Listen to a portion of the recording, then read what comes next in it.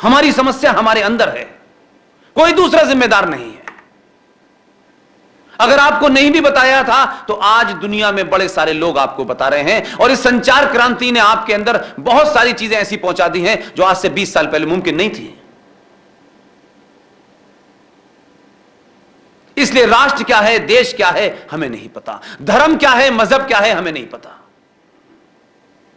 इसलिए हमारा youth intellectually विरोधियों को काउंटर नहीं कर पाता। इसमें कोई हिंदू मुस्लिम की बात नहीं है, इसमें इस बात का ज्यादा जिक्र है कि आपके दुश्मन ने नैरेटिव बनाए,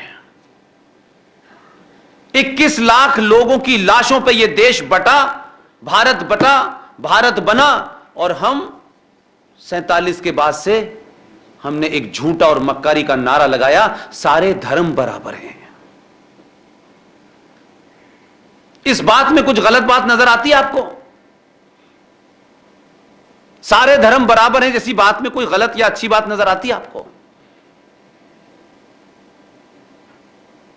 यही मेरी चिंता है, आपकी खामोशी। अगर बीमारी का इलाज और बीमारी नहीं पता होगी तो इलाज कभी डॉक्टर नहीं कर सकता, आप भी नहीं कर सकते। सारे धर्म बराबर हैं मतलब सारे धर्म बराबर है, क्या मतलब होता है? धर्म तो एक ही है,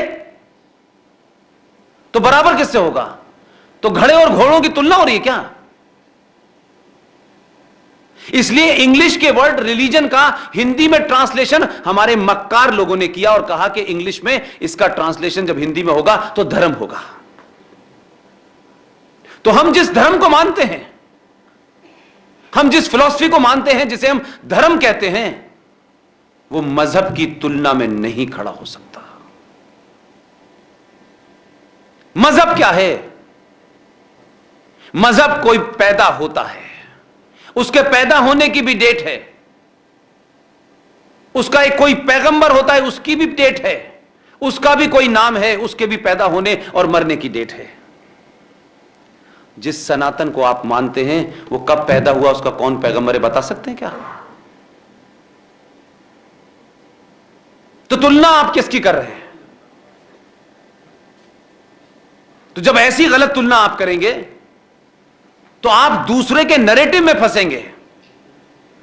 इसलिए लूटपाट, मर्डर, रेप और लूट में सामान लूटने के साथ अगर औरतें भी लूटी गई हैं तो माले गनीमत के नाम पे उनका बराबर का हिस्सा भी आप करते हैं, तो कहते हैं सारे धर्म बराबर हैं। तो आप बिल्कुल वैसे ही है जैसे नाली की तुलना आप समुद्र से करने लगे। लेकिन हम कर रहे हैं। मजहब नहीं सिखाता आपस में बैर रखना। ये कितना खूबसूरत शेर है।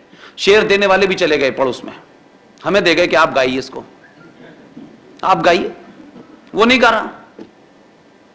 मजहब नहीं सिखाता आपस में बैर रखना, हिंदी है हम, वतन है हिंदुस्तान हमारा। यह मजहबी है जो आपस में बैर रखना सिखाता है। और हमारा कोई मजहब नहीं है। हिंदुस्तान के 100 करोड़ लोगों का कोई मजहब नहीं है भाई। हम सनातन के मानने वाले हैं और सनातन शुद्ध रूप से साइंस है। कोई कंफ्यूजन नहीं है मुझे। इसलिए हमारे अंतिम संस्कार के बाद भी हम यही कहते हैं कि वो उनकी मौत हो गई और हमने उनको पंचतत्व में विलीन कर दिया। वही 5 तत्व जिससे पूरा जिस्म, जिससे सांस चलती है, जिससे जिस्म बनता है, सब कुछ वही होता है, उसी में हम विलीन कर देते हैं। हम उन्हीं 5 चीजों की पूजा करते हैं। इसीलिए सूर्य की पूजा करते हैं, इसीलिए पीपल की पूजा करते हैं, इसीलिए गंगा की पूजा करते हैं, इसीलिए सुबह उठ के धरती को सर से लगाते हैं कि यही 5 चीजों से हमारा शरीर बना है, इसी में हम समाप्त हो जाते हैं। हम उसकी पूजा नहीं करते, हम उसको थैंक्स करते हैं। सुबह उठ के सूर्य देवता को नमस्कार करना, थैंक्स करना है कि उसने हमें एनर्जी दी जिसकी वजह से हमारा शरीर चलता है। हमारी फिलॉसफी को लोगों ने सही तरह समझाया नहीं। छिछले टाइप के लोग गेरुए वस्त्र पहन लेने से कोई ज्ञानी नहीं हो जाता। हमारी फिलॉसफी में आज भी मेरा जन्म कहां हुआ है आप सबको पता होगा। 40,000 के बीच में अकेला परिवार था, मेरे तो घर के बराबर मस्जिद थी। मैं जिन मौलाना साहब की डंडी से मैंने कुरान पढ़ा, अजान दी, नमाज पढ़ी। मैं तो हिंदू को जानते ही नहीं, क्या होता है ये हिंदू यार, कौन होते हैं, कैसे होते हैं। जो काम जिसको करना चाहिए था वो करने नहीं चाहता। लिहाजा आज भी मैं ये मानता हूं कि जब आप जाग जाएं, मान लीजिए तभी सवेरा है। जितनी भी नदियां हैं हमारे देश में,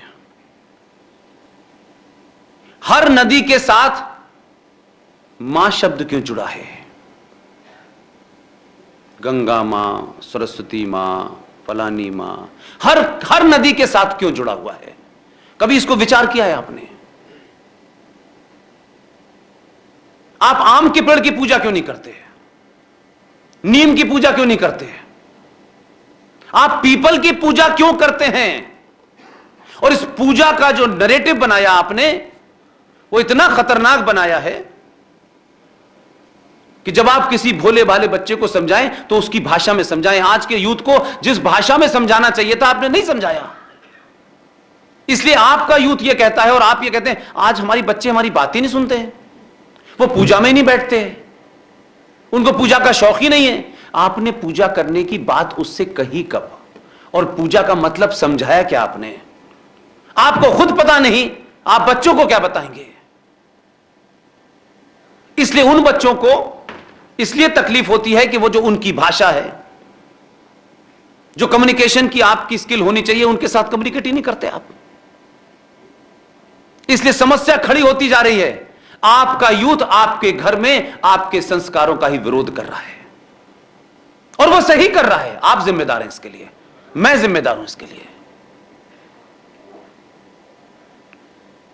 हम गंगा क्यों कहते हैं? गंगा को गंगा मां क्यों कहते हैं? क्यों गंगा आरती करते हैं? हर चीज को एक सिंबल के तौर पे समझाया जाता है। दुनिया में अगर सबसे ज्यादा कोई पवित्र चीज है, सबसे ज्यादा पवित्र है, और दुनिया का सबसे बड़ा कोई सच है, उसका नाम है मां। कल भी एक मंदिर में गया था मैं, वहां भी मैंने कुछ बातें दूसरी कही थी। मां दुनिया का बड़ा सच है और बाप दुनिया का सबसे बड़ा विश्वास है।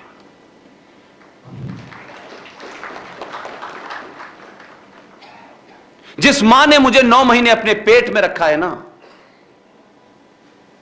उसने मुझे जन्म दिया है, इसमें कोई डिबेट नहीं हो सकती। और वही मां,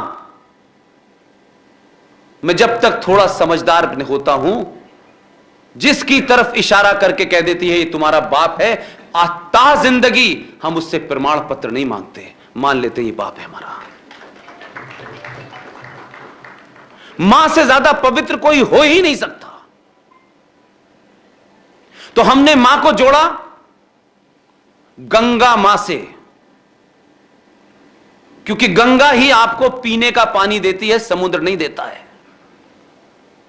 उसमें मैसेज था कि जितनी मां को तुम पवित्र समझते हो, जितनी मां तुम्हारी पवित्र है, उतना ही पवित्र तुम्हें इस गंगा को भी रखना है। मैसेज है उसके अंदर। लेकिन हमने क्या किया? मैसेज को छोड़ दिया। गंगा मां में 75 लड्डू, 40 अगरबत्ती, गंगा मां की जय, धड़ाधड़ सुबह से शाम। उसकी पूजा नहीं करनी थी, आरती नहीं उतारनी थी। आपके मन में यह भाव लाना था, इसकी पवित्रता को बनाए रखना तुम्हारी जिम्मेदारी है, क्योंकि यह जीवन देती है।